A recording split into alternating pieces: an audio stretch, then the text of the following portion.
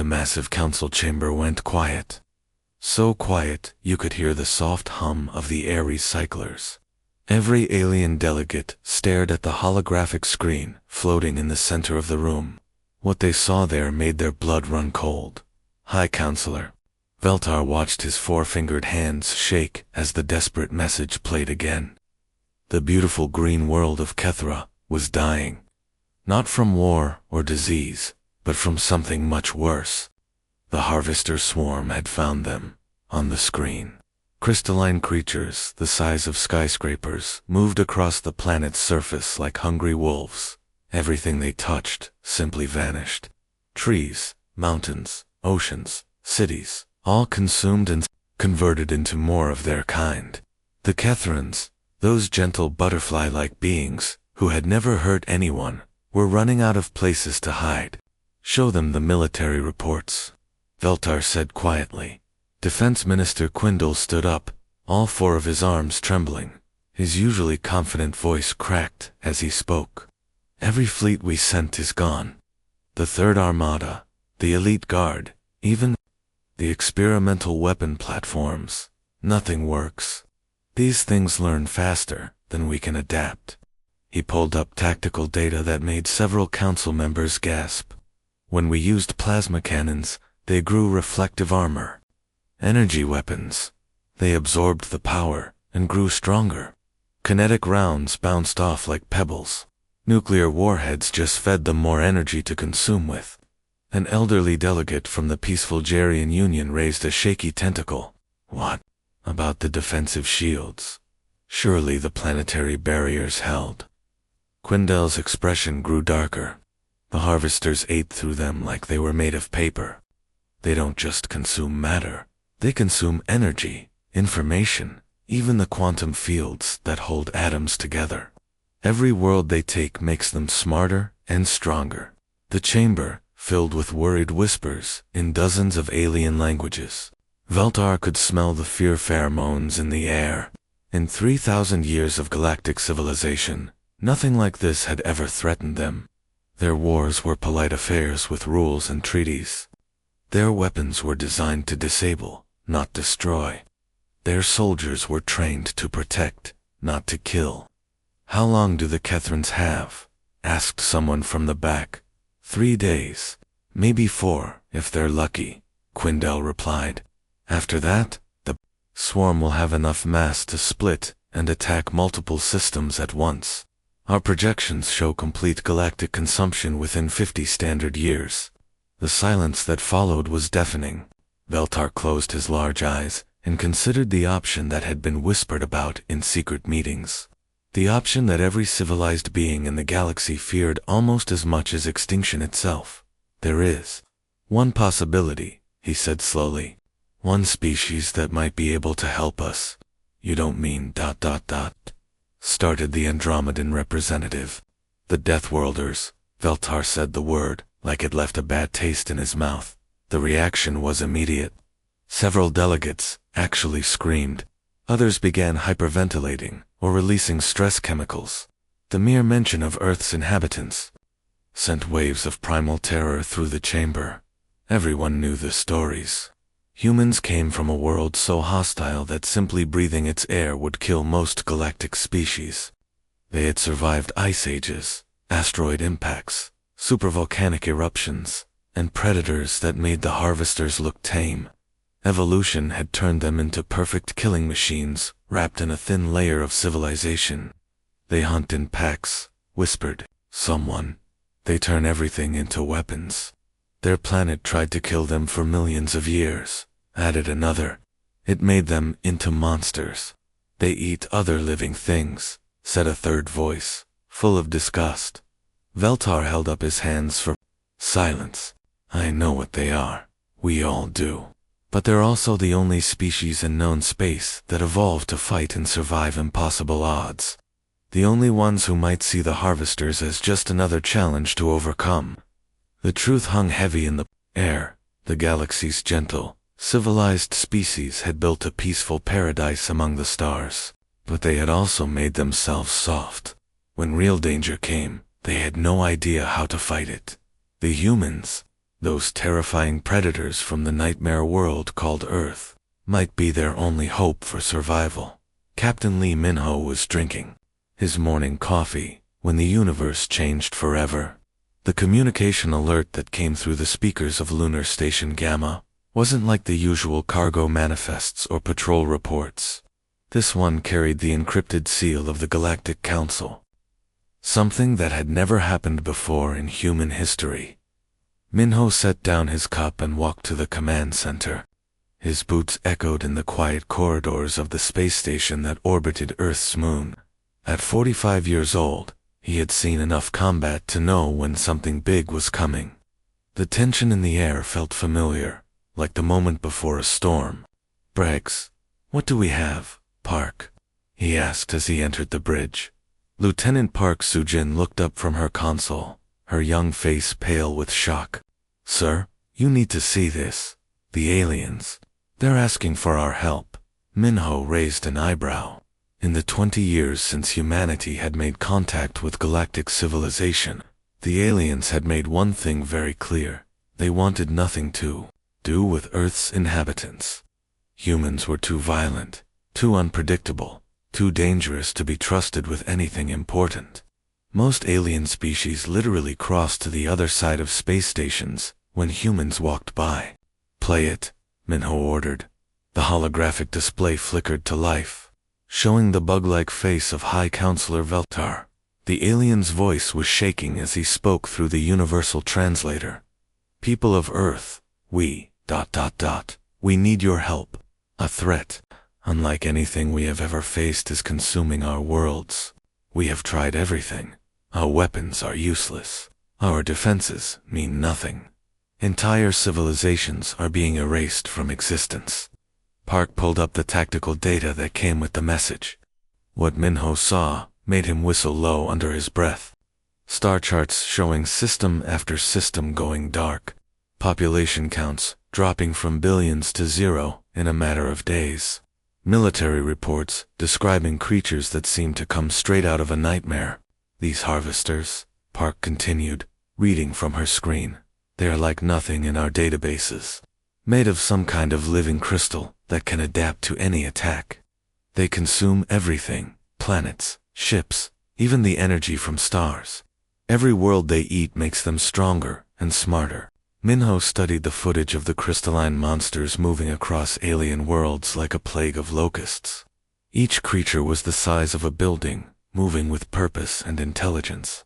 But what really caught his attention was how they worked together, like a single massive organism with millions of parts. "How many worlds have they taken?" he asked. 17 confirmed, sir. Maybe more. The aliens are too scared to send scouts to check." Park's fingers flew across her console, bringing up more horrifying images. "Look at this, sir. This was the Andromedan home system 3 days ago."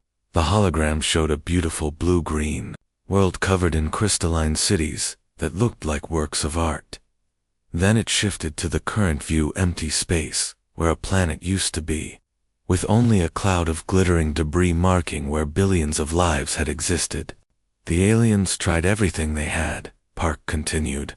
"Energy weapons, kinetic bombardment, even antimatter warheads. The harvesters just absorbed it all and used the energy to make more of themselves. Their military commanders are calling it hopeless." Minho nodded slowly. He had read the intelligence reports about galactic military doctrine. The aliens fought wars like they were playing a game, with rules and honor and concern for minimizing casualties.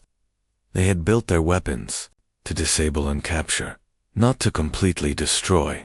Their soldiers were trained to be peacekeepers, not killers, against an enemy that wanted to eat entire worlds. Such civilized warfare was worse than useless. "Prep Phoenix Squadron," Minho ordered, "full combat load, and send a priority transmission to Earth Command. Tell Admiral Yoon that the call finally came." Park looked confused. "Sir, what call?" Minho smiled grimly as he looked at the tactical displays showing the Harvester advance, the one we've been waiting for. The day the galaxy would be desperate enough to ask its monsters for help. Within an hour, Admiral Yoon Giwon's response came through the quantum communicator. Her message was simple, but carried the weight of humanity's entire military machine behind it. Humanity answers the call. Prepare for full deployment. The human fleet's engines powered down as they emerged from hyperspace, and what greeted them was a vision of hell. Captain Cho Min-jae stood on the bridge of the reconnaissance vessel, staring at his screens in stunned silence. Where the intelligence reports had shown a thriving star system with 7 beautiful worlds, now there was only death. "My God," whispered Navigator Kim Jisoo, her voice barely audible. What happened here? The Kethrin system had been famous throughout the galaxy for its stunning beauty. Worlds covered in vast crystal forests that sang in the solar winds, floating cities that glowed with gentle bioluminescence, art galleries that stretched across entire continents. Now, all that remained were chunks of dead rock drifting in the void. "Get me a full sensor sweep," Cho ordered, though part of him didn't want to know what they would find. The massive harvester entities moved between the planetary remains like sharks in bloody water. Each one was the size of a small moon, their crystalline bodies catching and reflecting starlight in patterns that hurt to look at directly. They weren't just big, they were impossibly complex, with fractal geometries that seemed to twist space around them. "Sir, I'm picking up life signs," reported sensor operator Park Dong-yuk, his voice tight with concentration. "Weak signals from the 4th moon. Looks like maybe 10,000 survivors." That number hit everyone on the bridge like a physical blow. The Kethron homeworld alone had housed 40 billion souls just a week ago. Now less than 10,000 remained from an entire civilization. "Take us in," Cho ordered, "and prep the dropships. We're going to get those people out of there." The small moon where the survivors had taken shelter was a barren piece of rock that the harvesters had apparently deemed not worth consuming yet. As the human dropships descended through the thin atmosphere, Sergeant Kim Taeyeon pressed his face against the porthole and felt his stomach turn. "Jesus Christ," he muttered. "It's like they stripped everything down to bedrock. Where there should have been atmosphere, there was only vacuum. Where there should have been soil and vegetation, there was only bare stone."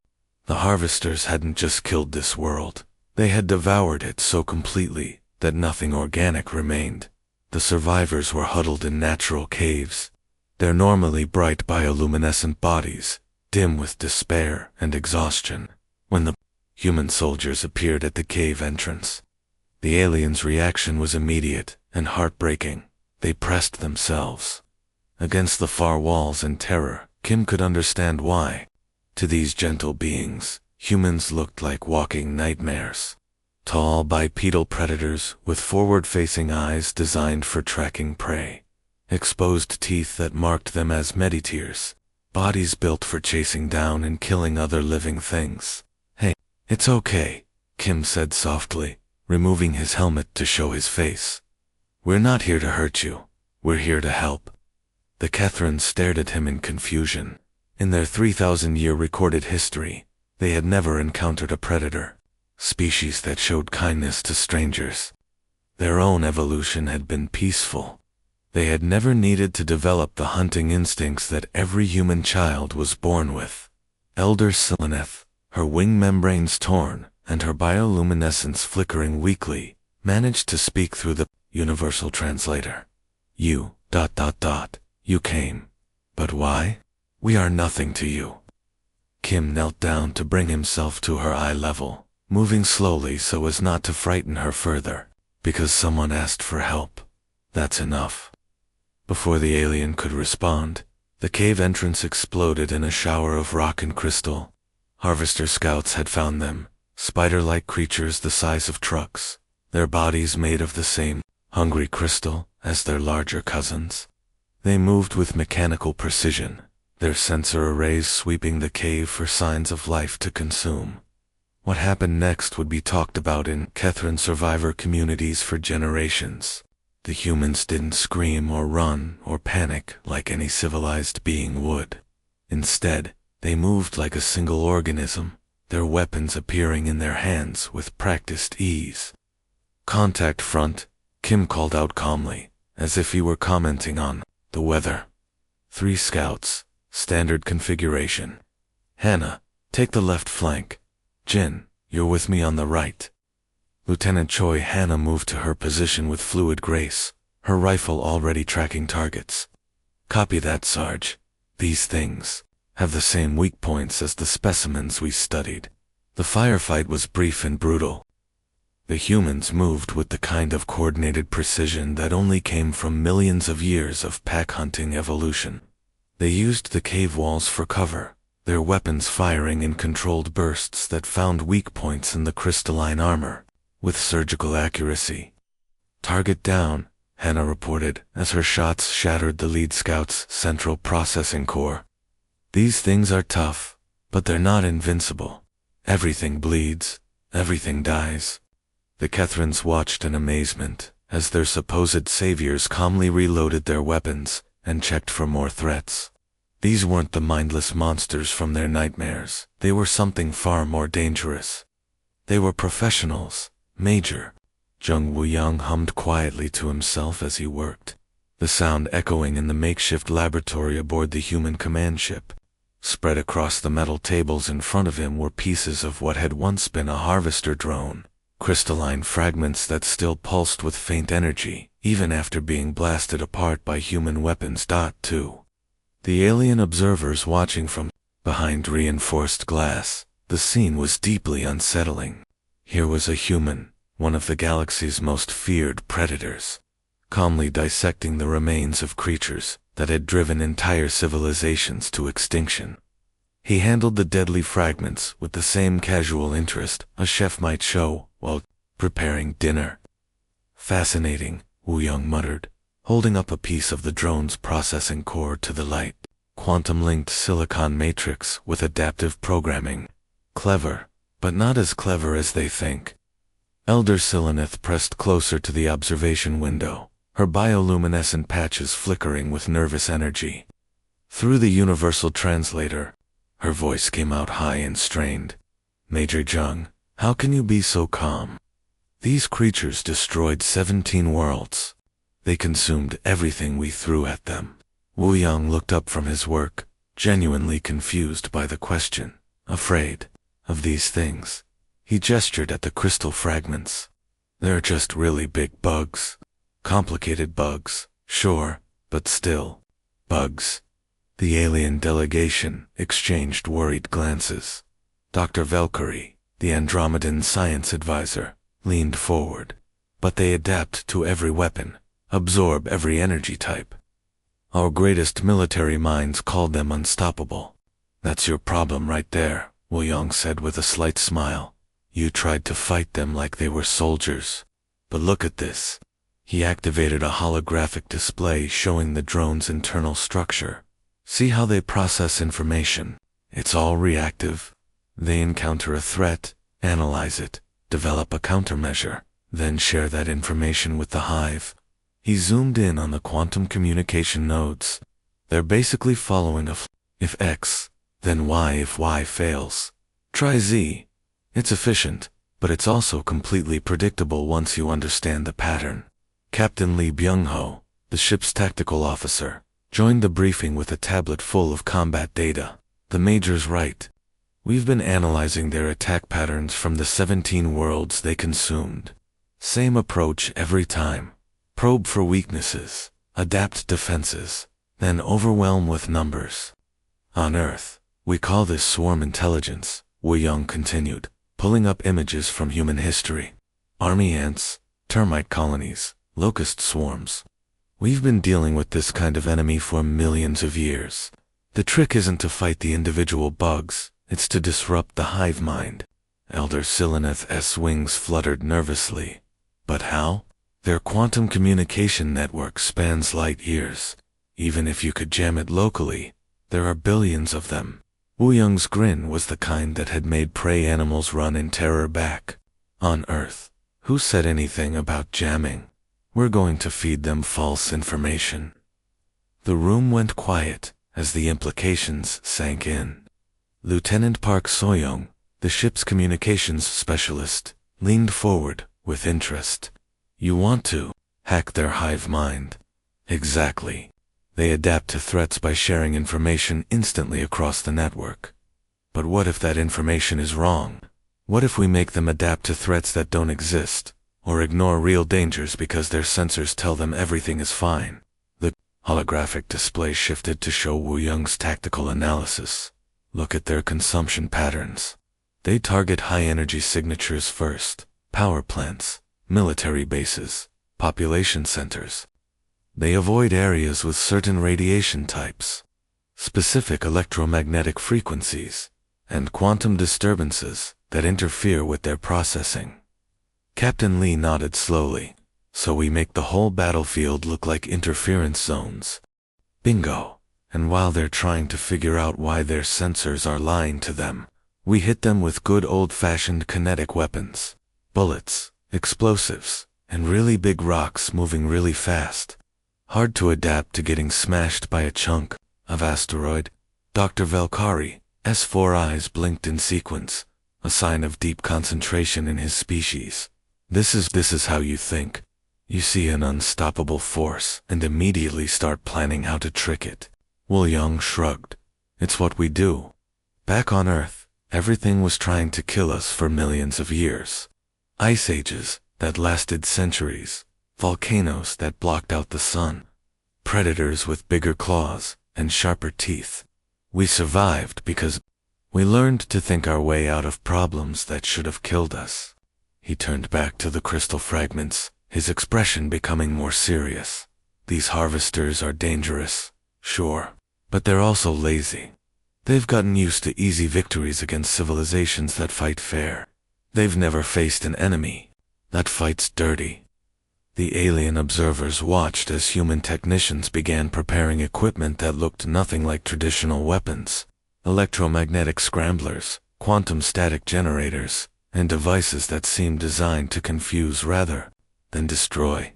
We're going to teach them something new, Wu Yang said, his voice carrying the confidence of a species that had clawed its way to the top of the food chain through pure stubbornness. We're going to show them what happens when the prey fights back. The quantum transmission from the Catherine system hit Earth's communication networks at 0800 Greenwich Mean Time on a Tuesday morning. By 0830, every major news outlet on the planet was broadcasting the same horrifying images. Entire worlds stripped bare by crystalline monsters. Billions of innocent aliens dead or dying, and a desperate plea for help from species that had spent decades treating humans like dangerous animals. Dr. Han Soman was in her office at Seoul National University when her personal communicator started buzzing with emergency alerts. As Earth's leading expert on interspecies psychology, she had been studying alien behavior patterns for years, but nothing in her research had prepared her for what happened next. Turn on the news, her assistant called from the outer office. You need to see this. The footage was devastating. Peaceful alien civilizations, some of which had existed for thousands of years, being consumed by creatures that looked like living nightmares. Children, alien children, but children nonetheless, crying for parents who would never come home. Entire planets reduced to empty space and floating debris. But what struck Salmon wasn't the destruction. It was humanity's response. Within an hour of the broadcast, recruitment centers across Earth were surrounded by lines of volunteers that stretched 4 blocks. Not conscripts or drafted soldiers, but ordinary people who had heard that strangers needed help and decided they couldn't just sit by and watch. This is incredible, Salmin whispered into her field recorder as she watched the crowds outside the Seoul Recruitment Center. Teacher Kim Min-young just quit her job to train as a combat medic. Construction worker Park Jae-won is learning to operate military spacecraft. Grandmother Lee's 73 years old, and she's volunteering to help manufacture ammunition. The response wasn't limited to South Korea. In São Paulo, factory workers were already retrofitting production lines to build military equipment. In Lagos, engineering students were designing new weapons systems. In London, retired soldiers were coming out of retirement to train the flood of new volunteers. What amazed the watching alien observers was the speed of it all. Human civilization was transforming itself for war, in real time, but not for conquest, or resources, or territory. They were mobilizing to save complete strangers who lived light years away, and who had never shown them anything but fear and suspicion. Captain Osihan stood in the training facility outside Busan, watching Park Ji-hoon learn to field strip a plasma rifle alongside 60-year-old veteran Choi Kung-soo. The kid had been studying art history just 3 days ago. Now he was memorizing tactical manuals and learning how to operate in zero gravity. "I don't understand you people," said Observer Trelkar, one of the alien diplomats who had been stationed on Earth to monitor human activities. His translator struggled with the emotional undertones in his voice. "These Kethrons are nothing to you. They've never helped your species. Most of them had never even seen a human before this crisis. Why are you doing this?" Sihan looked at the alien with genuine confusion. "Because they asked for help?" "That's not an answer," Trelkar insisted. "Rational beings act in their own self. They protect their own families, their own communities, their own species. He gestured at the training facility where humans of all ages were learning to fight and die for aliens they'd never met. "This makes no evolutionary sense. You're thinking about it wrong," Sihan replied, watching as Ji-hoon successfully assembled his weapon on the first try. "You see individual species competing for resources. We see something bigger." He pulled up a holographic display, showing the current crisis. "These harvesters aren't just threatening the Kethrons. They're threatening the idea that peaceful civilizations can exist at all. If we let them win, if we let them consume entire worlds just because it's not our problem, then we're saying that might makes right. That the strong can do whatever they want to the weak." The training ground around them buzzed with activity. Former accountants learned to pilot fightercraft. Retired nurses practiced battlefield surgery. College students who had never held anything more dangerous than a textbook were learning to use weapons that could level buildings. "This is what humans do," Sihan continued. "When something threatens the pack, and make no mistake, every innocent being in this galaxy is part of our pack now, we respond.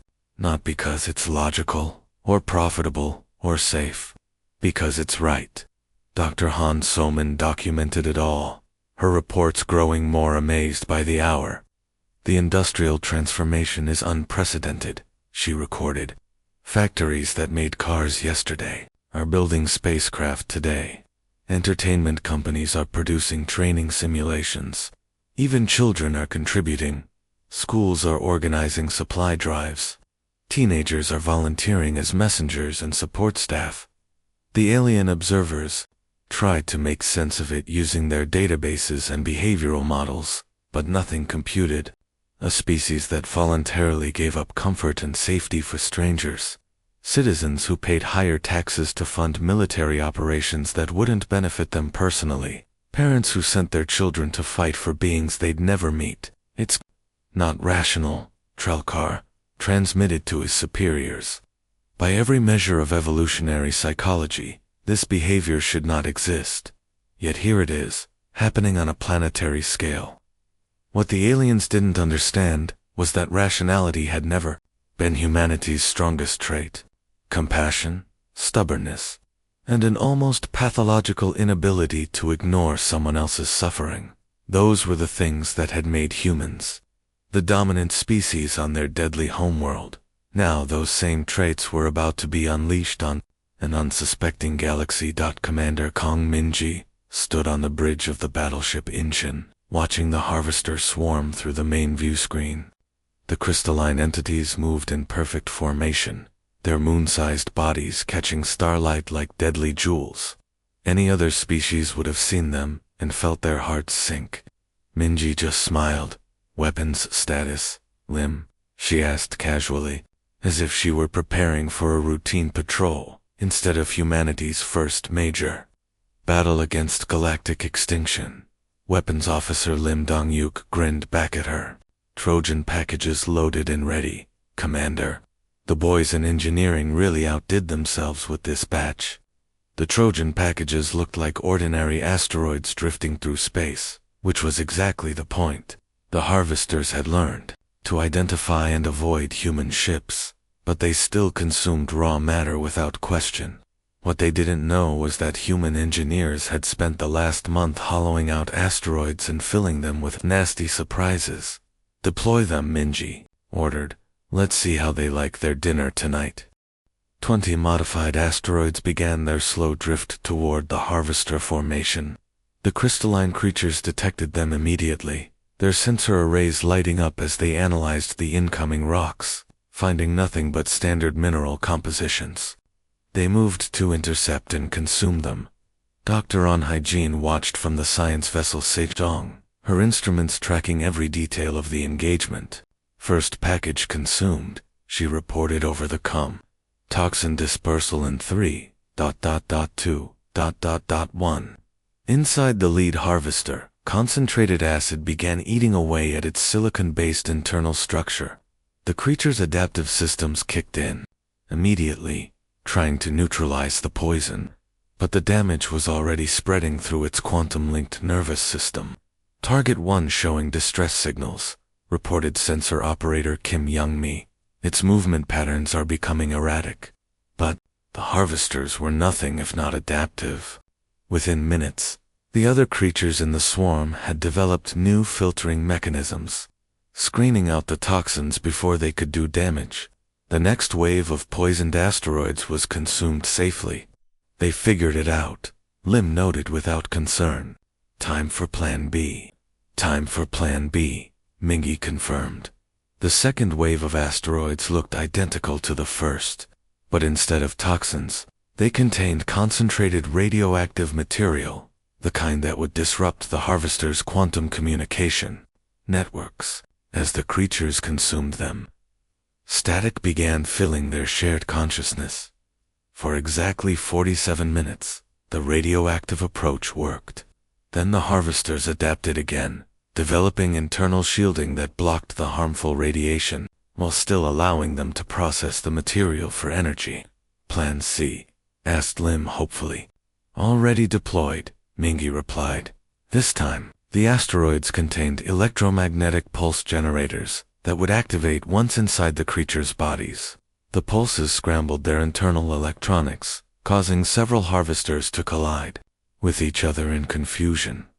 Adaptation time: 31 minutes. Plan D, E, and F are ready to go, Lim reported, checking his tactical display. "Though I have to ask, how many backup plans did we prepare?" "All of them," Minji said simply. Elder Silenith watched the battle unfold from the observation deck of the refugee ship, her bioluminescent patches flickering with amazement and terror. "How do they think so fast?" she asked Dr. An through the communication link. "Each adaptation takes us years of research and development. They're creating new weapons in real..." Dr. An's voice carried a note of pride. "Because we have to. On Earth, if you can't adapt quickly, you die. Predators change their hunting patterns, prey develops new defenses, environmental conditions shift without warning. Humans learned millions of years ago that the fastest thinker survives." On the engine, the crew was already implementing their next strategy. When fancy toxins and radiation failed, they went back to basics. Really big rocks moving really fast. "Kinetic bombardment. Ready," announced Lieutenant Park Subane from the gunnery station. Cargo containers loaded with depleted uranium, targeted for maximum impact velocity. The improvised kinetic weapons weren't elegant, but they were effective. Several harvesters found themselves smashed by containers moving at significant fractions of light speed. The crystalline creatures tried to adapt by growing thicker armor, but that just made them slower and easier targets. "They're trying to develop predictive algorithms," Dr. An observed, studying the enemy's behavioral patterns. "But they're thinking like a hive mind, logical, systematic, efficient. Humans are thinking like... Well, like humans. Chaotic, creative, completely unpredictable." The battle continued for 18 hours, with humanity cycling through dozens of different attack strategies. When direct assault failed, they used misdirection. When kinetic weapons were countered, they switched to biological warfare. When the harvesters adapted to that, the humans jury-rigged mining lasers into ship-killing weapons. "Look at this," Engineer Cho Dae-sung called out as he welded together pieces of a damaged fighter and a cargo hauler. "If we rig the fusion reactor to overload right here, and use the hauler's mass to focus the explosion, ... You want to turn our own ship into a bomb?" asked his assistant, Technician Yu Hanyul. "Why not? It's not like we're using it for anything else after those harvesters shot it full of holes." Elder Sileneth listened to this conversation through the translation system and felt her worldview crumble a little more. "They're talking about suicide attacks like they're discussing the weather," she whispered. "That's what apex predators do," replied the ship's AI, its synthetic voice somehow managing to sound impressed. "When cornered, they don't surrender. They take as many enemies down with them as possible. It's the most human thing imaginable." By the end of the engagement, the human fleet had used 17 different types of weapons, including several that had been invented during the battle itself. The harvesters, for all their adaptive capabilities, simply couldn't keep up with the sheer creative chaos of human warfare. As the surviving crystalline creatures retreated to regroup and analyze what had happened to them, Commander Minji allowed herself a small smile of satisfaction. "Status report," she ordered.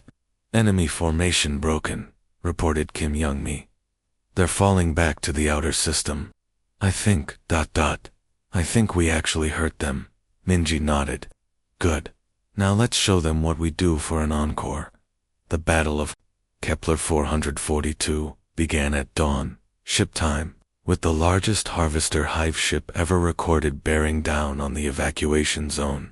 The massive crystalline structure was the size of a small moon, its surface bristling with defensive arrays and production facilities that could spawn thousands of smaller hunter-killers within hours. Colonel Bae Jungkook sat in the cockpit of his fighter, watching the monster approach through his canopy. At 38 years old, he had flown in dozens of combat missions, but nothing had prepared him for this. The hive ship wasn't just big, it was actively growing, absorbing debris from the destroyed planets around it to increase its own mass and firepower. "Phoenix Squadron, form up on me," he said into his his voice calm, despite knowing what they were about to attempt. "Today, we're not fighting for territory or resources or glory. We're fighting so that 10 million refugees can escape to live another day." Behind them, the massive evacuation ships were packed beyond capacity with Kethran survivors, beings who had spent their entire lives in peaceful crystal cities, now huddled in cargo holds, their bioluminescent skin dim with trauma and exhaustion. Many of them had never seen violence before this war began. Now they were fleeing for their lives, protected by the very creatures they had once feared most in the galaxy. "Sir, tactical analysis shows the hive ship's core is heavily shielded," reported his wingman, Lieutenant Park Wood. "Even if we get through the outer defenses, the chances of mission success are ... "I know the odds," Park Jungkook interrupted gently. "We all do. That's not why we're here." The human fighter squadron began their attack run, diving toward the hive ship's surface like hawks, stooping on prey.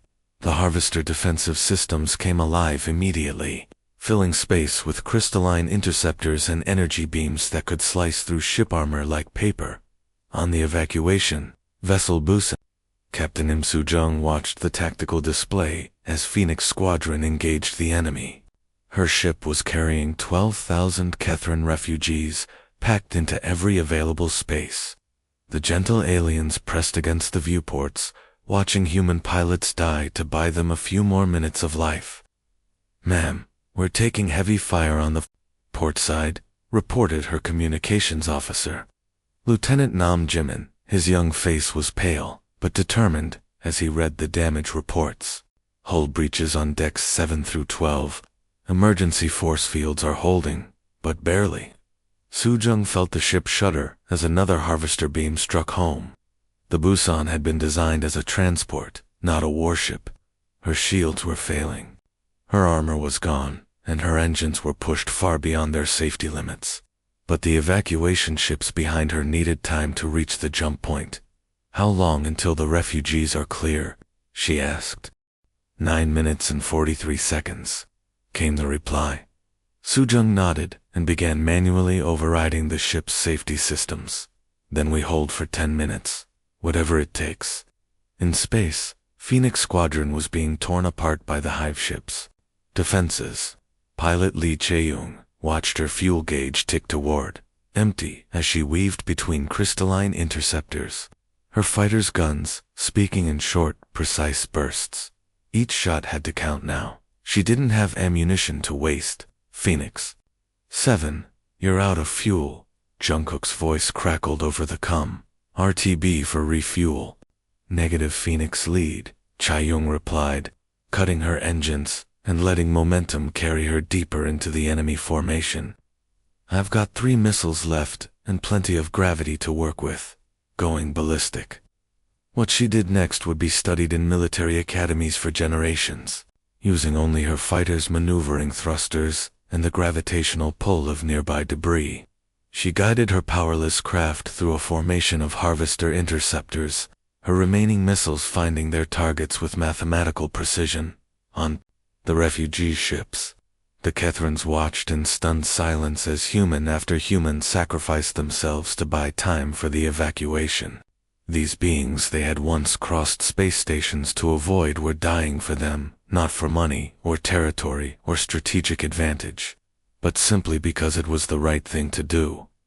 Elder Silenith, her wing membranes scarred from the destruction of her home world, pressed her face against the viewport as Phoenix Lead's fighter disappeared in a brilliant explosion deep within the hive ship's core structure.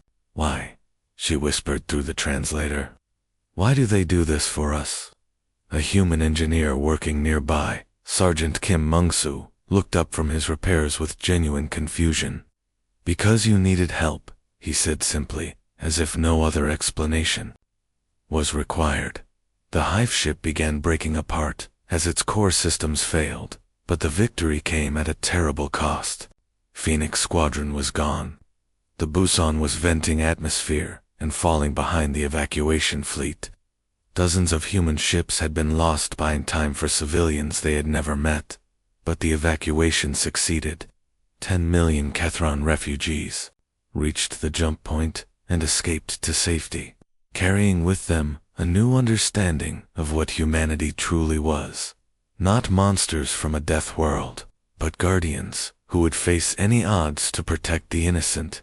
As the last evacuation ship jumped to hyperspace, the surviving human crews began their own retreat. Their mission complete, despite the cost in blood and courage, the galaxy would never see them the same way again. The Galactic Council chambers had never been so quiet. Ambassador Song Kijin walked to the central podium, his footsteps echoing in the vast space that housed representatives from over 200 different species. 3 months ago, most of these beings would have fled in terror at the sight of a human. Now they watched him with something that looked almost like reverence. Song was a career diplomat, not a soldier. He had spent 20 years trying to build bridges between humanity and the galactic community, often facing closed doors and whispered fears about Earth's dangerous inhabitants. Today, those same doors were not just open, they were being held wide with desperate gratitude. "Honorable delegates," he began, his voice carrying clearly through the chamber's translation systems. "I come before you, not as a conqueror or a threat, but as a representative of a species that believes in the simple principle that innocent people deserve protection." The statistics he read were staggering. In the 3 months since the Harvester War began, humanity had deployed over 4 million soldiers, lost 60,000 ships, and spent resources equivalent to Earth's entire annual economic output. The casualty reports alone filled several data crystals, Names of humans who had died light years from home, fighting for people they had never met. We have received formal requests for protection from 1,247 worlds, Song continued, his tone remaining professional despite the emotion underlying his words. 17 different species have asked for permanent human military advisors. The survivors of Kethra have established a memorial garden on Earth, the first alien monument ever, built on our homeworld. But the real changes weren't captured in statistics. They were happening in classrooms across the galaxy, where alien children who had once been taught to fear humans were now learning their names as heroes. The bedtime stories had changed from warnings about the monsters from the Deathworld to tales of brave pilots like Liege Hyung, who had flown her powerless fighter into certain death to save strangers. Dr. Valkyrie, the Andromedan science advisor, who had once called humans barely contained predators, now found himself studying human tactical manuals with fascination rather than fear. Their approach to warfare is completely unlike anything in our databases, he had written in his latest report. They fight not just to win, but to protect. Every strategy, every sacrifice, is calculated to minimize civilian casualties even at the cost of their own lives. The Kethran survivors had perhaps changed the most. Elder Sileneth, now serving as their representative to the Council, had arrived on Earth 3 weeks earlier, expecting to find a world of militaristic nightmares. Instead, she discovered Memorial Park in Seoul, where 10,000 trees had been planted, one for each human who had died saving her people. The plaques beneath each tree bore simple inscriptions: Unknown Soldier, died protecting Kethran Evacuation Convoy, or Captain Kim Jisoo, stayed behind to ensure civilian escape. I wept when I saw it, she had told the gathering of reporters. These humans, these beings we called monsters, had built a garden to honor their own dead. Not conquerors or heroes, just people who had chosen to help strangers. High Counselor Veltar rose from his seat, his forearms trembling with emotion, as he addressed the human delegation. The ancient alien had lived through 3 centuries of galactic politics, but nothing had prepared him for this moment. 3 months ago, we came to your species in desperation, he said, his voice carrying the weight of regret and gratitude. We called you Deathworlders, monsters, barely civilized predators. We crossed space stations to avoid you. We built databases cataloging your capacity for violence. The chamber fell silent as Veltar continued. And when we begged for your help, you came anyway. When we described our children as strangers to you, you adopted them as your own. When we offered you nothing but fear and suspicion, you gave us everything: your technology, your soldiers, your lives. Song felt the weight of every alien gaze in the chamber. Representatives who had once feared humanity now looked at him with something approaching worship. It made him deeply uncomfortable. We told our children stories about the monsters from Earth who would hunt them if they misbehaved. Veltar's voice broke slightly. Now those same children sing songs about the guardians from Earth who died to keep them safe. The galaxy owes humanity a debt that can never be repaid. Song's response came from the heart of human philosophy, shaped by millions of years of evolution, that had taught his species to value the pack over the individual. Honorable Counselor, we don't want payment. We never did. We want what we've always wanted: a galaxy where children can sleep safely, where peaceful civilizations can flourish, where the strong protect the weak instead of preying on them. He looked around the chamber at representatives from species that had survived only because humans had chosen to bleed for them. We want peace, and we're willing to fight for it, for as long as necessary, for anyone who needs our help. The standing ovation that followed lasted for nearly 10 minutes. But Song wasn't thinking about the applause. He was thinking about the next distress call that would inevitably come, and the humans who would answer it without hesitation, because that's what guardians do.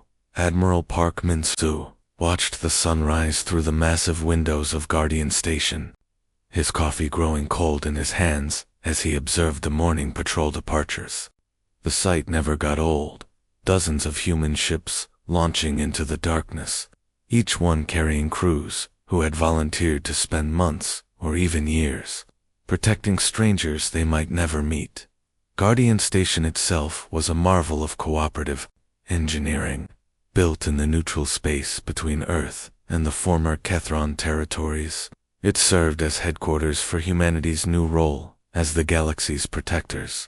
The station housed diplomatic offices, military command centers, medical facilities, and perhaps most importantly, a memorial wall that now stretched for nearly a kilometer, bearing the names of humans who had died protecting alien worlds. "Sir, we've got another one," called Communications Officer HFY Hejun from his station. The young man barely looked up from his screens anymore when distress calls came in. After a year of constant alerts, it had become as routine as checking the weather. "What's the situation?" Minsu asked, setting down his coffee and walking to the command center. "Andorian system, sir. Pirates are hitting civilian cargo convoys. Local defense forces are overwhelmed, and they're requesting immediate assistance." W.I. Hejun's fingers danced across his console, pulling up tactical data. "Looks like the raiders are using modified mining ships. Nothing too sophisticated, but the Andorians don't have military vessels." Minsu nodded. The Andorians were a peaceful species that had never developed serious weapons technology. Their idea of conflict resolution involved sitting in circles and discussing feelings until everyone agreed on a solution. Against actual pirates, they were helpless. "Deploy Guardian Squadron 7, he ordered. "Standard protective protocols, and make sure they know we're not there to take over, just to clean up the mess and get out." Captain Yu Sungmin acknowledged the order from his flagship and began organizing the response. Guardian Squadron 7 was typical of the new human naval units, fast, efficient, and specifically designed for protection rather than conquest. Their ships carried minimal weaponry by human standards, but more than enough to deal with pirates, who preyed on defenseless merchants. In her office 1 level down, Dr. Shinyuna was compiling her daily psychological report on humanity's evolving role in galactic society.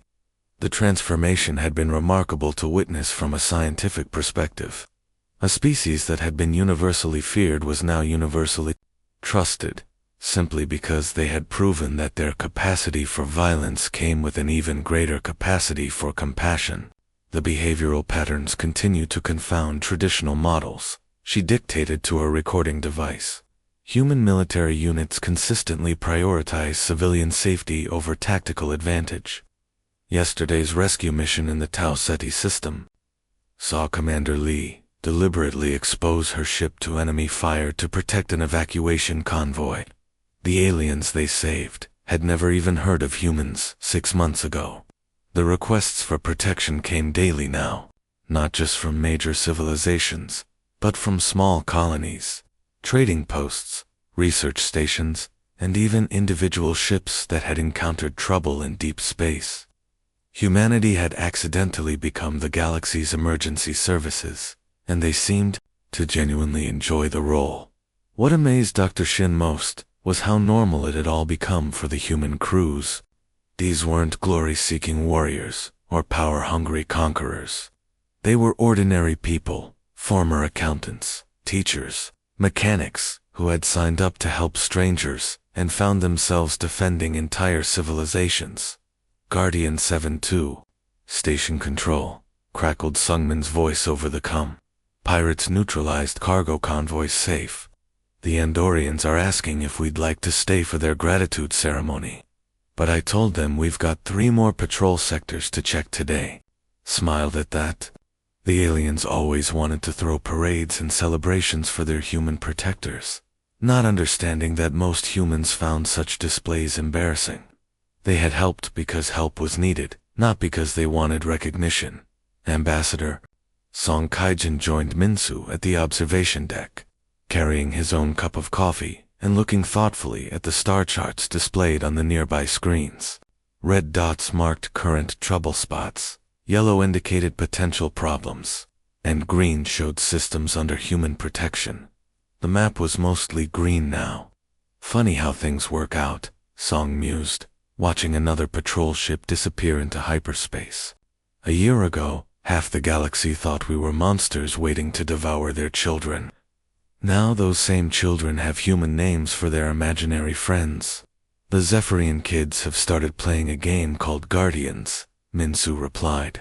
With amusement, they take turns pretending to be human soldiers, coming to rescue each other from various disasters. Their parents say it's the most popular toy trend in their system. A new alert chimed from the communication station.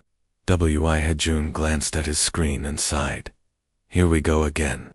Distressed beacon from, hang on, I can't even pronounce this species name, some kind of mining accident in the outer rim. They're trapped, and their own rescue services are days away. Before Minsu could respond, another voice cut across the comm system, this one coming directly from Earth Command. Guardian Station, this is Admiral Chen at Earth Command. We're tracking that distress signal too. Rescue Squadron 12 is already en route from Luna Base, ETA 6 hours. Tell those miners to hang tight, help is coming. Song chuckled and shook his head. We've become predictable. Earth Command is launching rescue missions before we even ask for them. That's what Guardians do, Minsu replied simply. We hear someone calling for help, and we run toward the sound. In the depths of space, Squadron 12 burned hard toward the mining disaster, their crews preparing for another day of pulling strangers out of danger.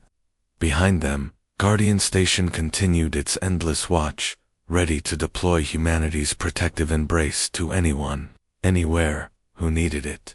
The galaxy slept a little safer knowing the Guardians were watching.